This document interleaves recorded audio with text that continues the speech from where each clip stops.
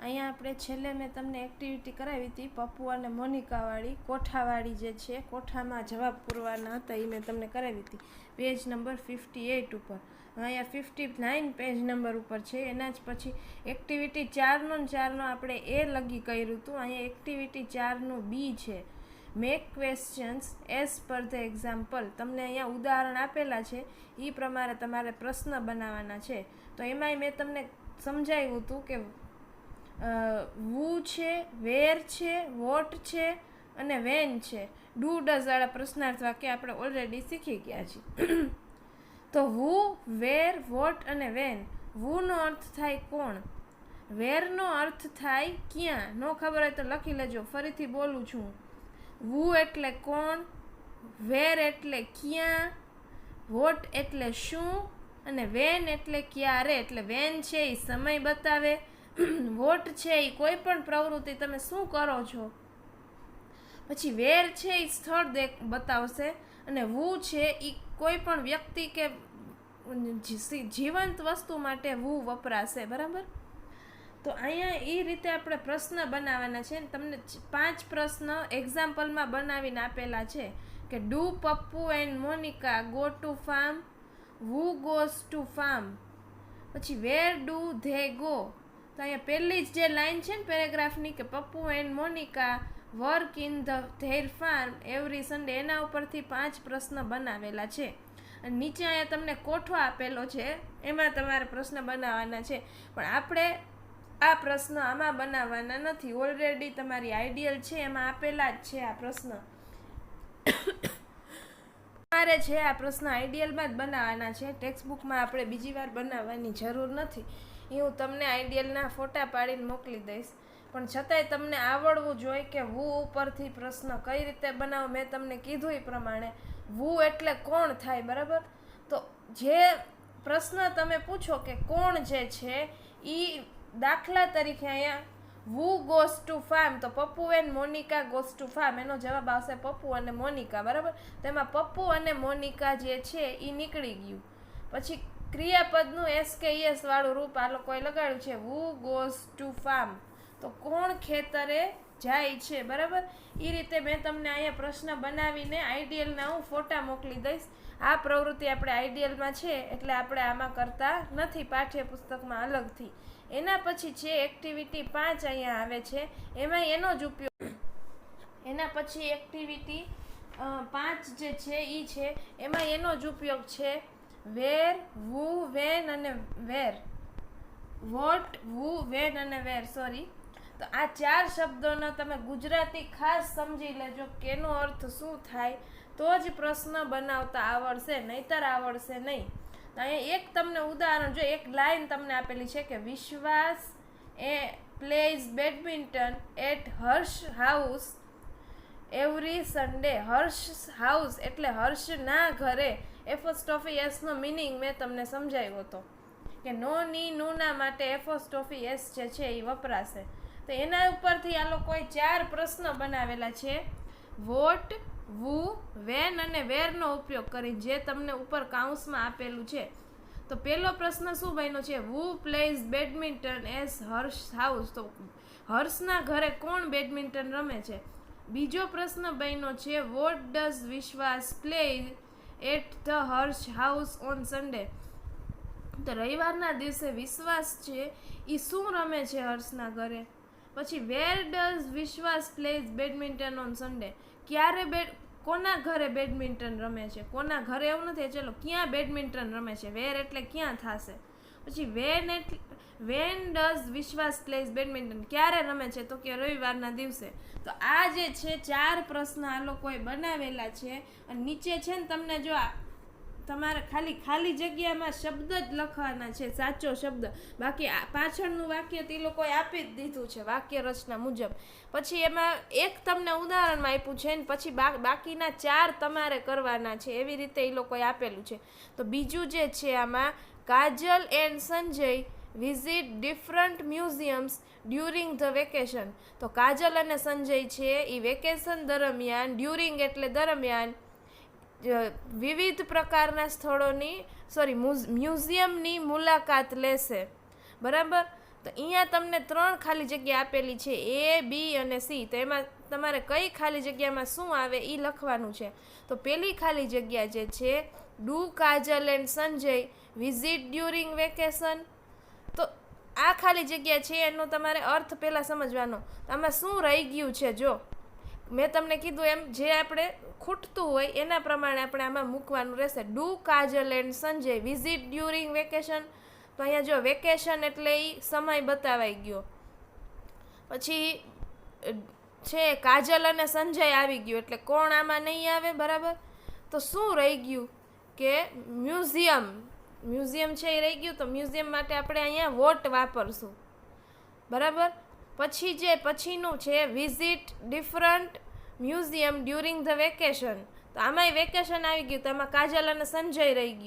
એના પછીનો જે છે ખાલી જગ્યા, એમાં તમને આપેલું છે ખાલી જગ્યા visit different museum during the vacation. તો આમાં કાજલ અને સંજય છે એ રહી ગયું છે. તો એના માટે વપરાશે વુ. તો કોણ વિઝિટ કરશે, બરાબર. એના પછીની જે ખાલી જગ્યા છે, do Kajal and Sanjay visit different museum. તો ક્યારે એ જે છે વેકેશનમાં કરવાના છે. તો આમાં ક્યારે રહી ગયું. આમાં તમને સરખું ન સમજાય તો વાંધો નહીં, જ્યારે તમારી સ્કૂલ ચાલુ થાય આપણી ત્યારે હું તમને ફરીથી સમજાવી દઈશ. અત્યારે તમે આ શબ્દોના ખાલી ગુજરાતી છે ને એ યાદ રાખી લેશો ને તો તમને પૂરતા આવડશે. સહેલું જ છે, આમાં કાંઈ અઘરું છે નહીં બહુ એટલું ડિફિકલ્ટ. અને આ વસ્તુ જે છે એ તમારે પાઠ્યપુસ્તકમાં ડાયરેક્ટ પૂરવી હોય તો વાંધો નહીં, બાકી આઈડિયલમાં આપેલી જ છે એટલે આપણે બીજી વાર પૂરવાની કાંઈ જરૂર છે નહીં, બરાબર. એટલે તમે બીજી વાર નહીં પૂરો તોય ચાલશે. અને જો પૂરો પાઠ્યપુસ્તકમાં પ્રેક્ટિસ કરવા માટે આઈડિયલમાં તો મેં તમને પુરાવી દીધું છે એટલે ફોટા એ હું મોકલી દઈશ. એ તો તમે જોઈને કોપી જ મારવાના છો. પણ કોઈને જો પ્રેક્ટિસ કરવી હોય, વધારે પૂરવું હોય અને પાઠ્યપુસ્તકમાં પૂરો તો વેલ એન્ડ વેરી ગુડ. હું તમને કાંઈ ખીજાવાની નથી.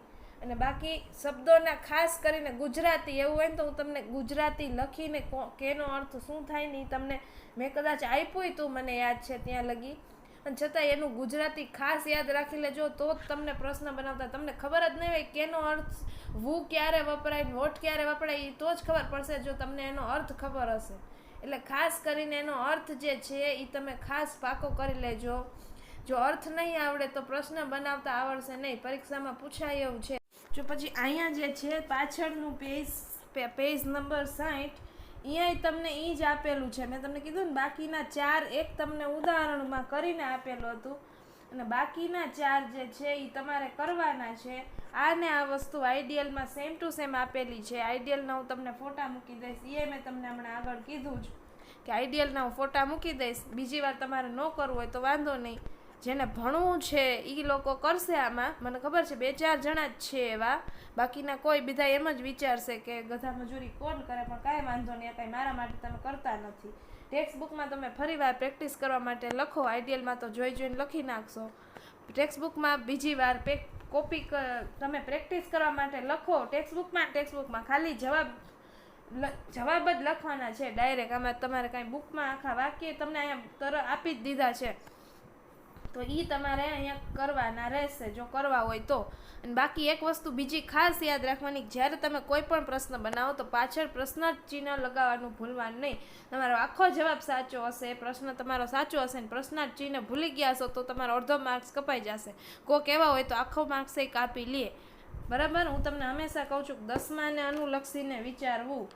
પછી એના પછી જે એક્ટિવિટી 6 છે એ તમને આઈડિયલમાં આપેલી નથી એટલે એ આપણે આમાં કરવાની રહેશે. તમને ઓપ્શન આપેલા છે. તો અહીંયા જે એક્ટિવિટી છે એમાં કીધેલું છે read the paragraph and select the correct question. તમે ફકરો વાંચો અને એના અકોર્ડિંગ એટલે ફકરાના મુજબ કયો નીચે પ્રશ્ન લાગુ પડશે ને એ તમારે અહીંયા કહેવાનું છે. તો પહેલાં તો આપણે અહીંયા ફકરો જોઈએ. Student of class standard 7 work on a project. 7મા ધોરણના વિદ્યાર્થીઓ પ્રોજેક્ટ ઉપર કામ કરી રહ્યા છે. Riya and Disha collect the information about the insect. તો રિયા અને દિશા છે એ જીવજંતુઓ, ઇન્સેક્ટ્સ એટલે જીવજંતુઓ, એના વિશે માહિતી એકઠી કરી રહ્યા છે. નિષ્ઠા and Kajal bring photograph of insects. નિષ્ઠા અને કાજલ છે બ્રિંગ એટલે લાવવું અને જીવડાઓના જીવજંતુઓના ફોટોગ્રાફ્સ છે એ લાવ્યા છે. Divya and Yash Divya, Yash and Vishwas stick the photographs on the scrap book. તો દિવ્યા, યશ અને વિશ્વાસ છે એ ફોટોગ્રાફ છે એ સ્ક્રેપ બુકમાં ચોંટાડે છે. સ્ક્રેપ બુક એટલે એક એવી બુક આવે જેમાં તમે વ્યક્તિનું નામ અથવા કોઈ પણ ફોટો ચોંટાડી શકો, નીચે એના વિશે માહિતી તમે લખી શકો. ઘણા બધા કરતા હોય, રેડીમેડ મળે છે કે તમે તમારા ફ્રેન્ડનો કે કોઈ પણ તમારા કલીગનો કે તમારા ભાઈ બહેનનો ગમે તેનો ફોટો લગાડી એની નીચે એની તમે ઇન્ફોર્મેશન લખી શકો. પછી કોઈ પણ વ્યક્તિ હોય કે કોઈ પણ આમાં આ લોકોએ જીવજંતુ વિશે લીધેલું છે. તો આ લોકો શેના ઉપર કામગીરી કરે છે, શેનો પ્રોજેક્ટ કરે છે? તો જીવજંતુઓ વિશે એ લોકો કાંઈ પ્રોજેક્ટ બનાવે છે. તો એના વિશે બધી માહિતી એકઠી કરે છે. ઇન્ફોર્મેશન એટલે માહિતી. એ આપણને આવ્યું કે રિયા અને દિશા જે છે એ લોકો માહિતી એકઠી કરે છે. પછી નિષ્ઠા અને કાજલ એના ફોટોગ્રાફ લાવે છે. દિવ્યા, યશ અને વિશ્વાસ જે છે એ ફોટોગ્રાફ એ સ્ક્રેપ બુક જે એ લોકોએ બનાવી છે માહિતી માટેની એમાં ચોંટાડે છે. અને Harsh writes the facts about the insects. અને હર્ષ જે છે એ જે ફેક્ટ્સ હોય, જે માહિતી હોય એના વિશે લખે છે. તો એક જણું માહિતી લાવે છે, એક જણું ફોટા લાવે છે, એક જણું છે એ ફોટા ચોંટાડે છે, ને એક જણું એ ફોટા નીચે જે માહિતી છે એ લખે છે. આ લોકો ગ્રુપમાં ધોરણ 7ના વિદ્યાર્થીઓ જે પ્રોજેક્ટ કરે છે એના વિશે તમને અહીંયા માહિતી આપવામાં આવેલી છે. હવે એના ઉપરથી તમારે પ્રશ્ન કયો અહીંયા બનશે ને એ લખવાનું છે. એમાં તમને પહેલું આપ્યું છે Riya and Disha collect the information about the insects. તો આનો પ્રશ્ન કઈ રીતે બનશે એ આપણે જોશું. અહીંયા તમને પહેલું આપેલું છે કે Riya and Disha collect the information about the sentence. પછી તમને 4 વિકલ્પ આપેલા છે, બરાબર? એમાંથી તમને જે બોક્સ આપેલું છે એમાં તમારે જે સાચો વિકલ્પ હોય એની સામે રાઇટ કરવાનું છે. તો પહેલું છે what Riya and Disha do. તો રિયા અને દિશા શું કરે છે? પછી what does Riya and Disha do. તો રિયા અને દિશા આમાં ડઝ આપેલું છે. 2 કરતા હોય, રિયા અને દિશા એ 2 જ લોકો છે એટલે 2 જણા માટે ડઝ આવે નહીં, ડુ આવે, બરાબર? બહુવચનમાં ડઝ ન આવે. પછી એના પછી છે what do Riya and Disha do. પછી પેલો જે વિકલ્પ છે એમાં ડુ કે ડઝ જે છે એની વાક્ય રચના મુજબ નથી. વોટ પછી ડુ કે ડઝ આવે, આમાં ડુ કે ડઝ જે છેલ્લે છે. પછી બીજામાં મેં તમને કીધું એમ ડઝ આપેલું છે, ડઝ આવે નહીં. ત્રીજો વિકલ્પ છે what do Riya and Disha do. આમાં 2 વાર આપેલું છે. એક જે છે એ વાક્ય રચના મુજબ ડુ છે અને બીજું જે છેલ્લે ડુ છે. તો એ જે ડુ છે એ કરવા માટે એઝ અ ક્રિયાપદ છે. શું કરવું? કરવું એટલે ડુ થાય, બરાબર? ને એના પછીનો જે ચોથો વિકલ્પ છે what Riya and Disha collect. તો એ લોકો શું કલેક્ટ કરે છે? તો આમાં ડુ છે જ નહીં સાવ. પહેલા પ્રશ્નમાં એક જ વાર ડુ છે, બરાબર? બીજા પ્રશ્નમાં ડઝ છે જે ડઝ ન આવે. પછી ત્રીજો વિકલ્પ છે what do Riya and Disha do. તો એ વાક્ય રચના પ્રમાણે અને 2 રીતે બંધ બેસતું લાગે છે. એની વાક્ય રચના સાચી છે અને 2 વાર એમાં ડુઈ છે. એનું ગુજરાતી આ રીતે થાય કે રિયા અને દિશા શું કરે છે, બરાબર? તો કરવાનું કાંઈક તો આવવું જોઈએ ને, શું કરે છે? તો એના માટે અહીંયા ડુ છે. તો ડુ એક ક્રિયાપદ વાળું ડુ છે ને એક વાક્ય રચના વાળું ડુ છે. 2 ડુમાં કન્ફ્યુઝ થતા નહીં. તો એમાં જવાબ શું આવશે? માની લો કે અહીંયા તમને A, B, C અને D છે, તો ત્રીજો જે છે એ સાચો જવાબ છે અહીંયા.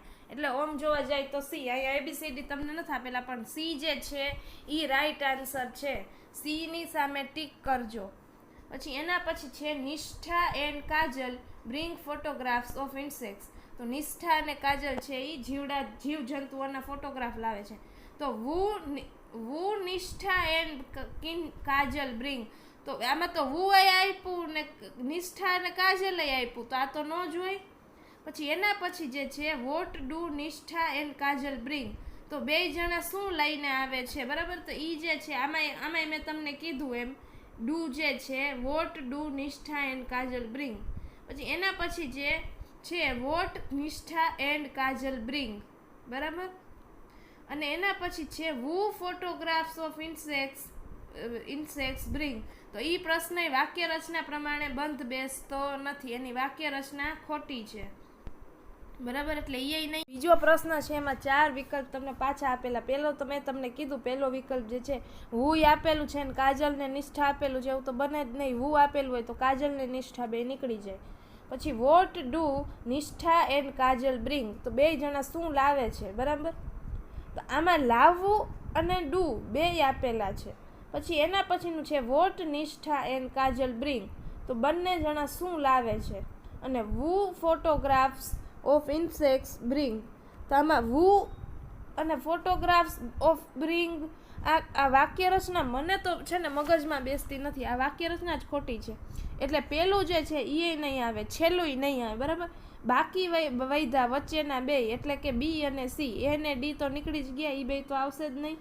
બાકી બચ્યા બી અને સી. તો જો જે સી જે છે એમાં ડુ કે ડઝ કાંઈ આપેલું જ નથી. વાક્ય રચના મુજબ ડુ કે ડઝ કાંઈક તો હોવું જોઈએ. તો એટલે મને એવું લાગે છે કે આમાં બી જવાબ આવશે, બરાબર. તો જવાબ આવશે બી, એટલે કે બીજું છે એ ખાનામાં રાઈટ કરવાનું છે. એના પછીનો ત્રીજો પ્રશ્ન જે છે, છેલ્લો પ્રશ્ન છે એ છે Harsh writes the facts about the insects. આમાં જે છે 4 વિકલ્પ પાછા તમને આપેલા છે. વોટ હર્ષ રાઇટ્સ, તો આમાંય ડુ કે ડઝ નથી પહેલા વિકલ્પમાં. પછી વોટ ડઝ રાઇટ હર્ષ, આ વાક્ય રચના મુજબ સાચું નથી. વોટ ડઝ આપેલું છે ને રાઇટ આપેલું છે. જો ડઝ હોય તો રાઇટ ન આવે, અથવા તો હા એ રીતે આવશે. પછી જે ત્રીજું વાક્ય છે વુ હર્ષ રાઇટ, આમાં વુ આપેલું છે ને હર્ષે આપેલું. વુ હોય તો પછી હર્ષ નીકળી જાય. એના પછીનો વિકલ્પ છે વોટ ડઝ હર્ષ રાઇટ, બરાબર. તો એ જે છે એ સાચું વાક્ય છે કે વોટ ડઝ હર્ષ રાઇટ. તો બીજું જે વિકલ્પ છે એ વિકલ્પ છે એ નહીં આવે, એમાં ડુ કે ડઝ છે જ નહીં, બરાબર. પછી બીજો વિકલ્પ જે છે એમાં વાક્ય રચના ખોટી છે એની, બાકી સાચું છે પણ એની વાક્ય રચના ખોટી છે. પછી ત્રીજો વિકલ્પ છે એમાં તો મેં તમને કીધું જ કે વુ આપ્યું છે ને હર્ષે આપ્યું છે, એવું તો હોય નહીં. અને ચોથો વિકલ્પ જે છે વોટ ડઝ હર્ષ રાઇટ, તો હર્ષ શું લખે છે એના જવાબમાં આવશે ફેક્ટ્સ અબાઉટ ઇન્સેક્ટ્સ. તો આમાં જવાબમાં આવશે ઓપ્શન નંબર જે છે 4, એટલે કે છેલ્લો વિકલ્પ છે એ જવાબમાં આવશે. ફરીથી તમને આખી એક્ટિવિટી રિપીટ કરાવી દઉં છું. પહેલામાં જવાબ આવશે એ બી સી, પહેલામાં સી. પછી બીજામાં જે છે એ જવાબમાં આવશે, કયો જવાબ આવશે? બીજામાં આવશે બી, બરાબર. અને ત્રીજામાં આવશે ડી. તો સી બી અને ડી. સમજાઈ ગયું આખી વસ્તુ? આ થોડુંક અટપટું છે, અઘરું છે, આપણી આઈડિયલમાં નથી. એટલે આ તમારે પાઠ્યપુસ્તકમાં જ પૂરવાનું છે. સ્કૂલ ખુલશે એટલે હું તમારું ચેકેય કરીશ. ખબરદાર કોઈએ નથી પૂર્યું અને લાઇટલી લીધું છે ને આ વસ્તુ, તો આઈડિયલ તો ચેક થશે, સાથે આ હું ચેક કરીશ. જેવું તમને આ રફબુકમાં લખવાનું જ કહેતી નથી, ખાલી એક રાઇટ કરવાનું છે. ઇન 3 પ્રશ્ન છે, આટલા મેં તમને અહીંથી સમજાવ્યા. તમારે તો ખાલી ડાયરેક્ટ જવાબ જ લખવાના છે, બરાબર. તમારે તો એવું કાંઈ મગજે દોડાવવાનું નથી કયું આમાંથી જવાબ આવશે, કઈ વાક્ય રચના સાચી ખોટી એમ. તો પરીક્ષામાં આવુંય પૂછાઈ શકે, બરાબર. એટલે આ વસ્તુ ખાસ ધ્યાન રાખીને જોજો. હજી આમાં કોઈને ન સમજાય તો પૂછજો. સ્કૂલે આવીને બીજી વાર સમજાવીશ એવું હશે તો. આમાંય ન સમજાણું હોય તો તમે મને પૂછી શકો છો, બરાબર.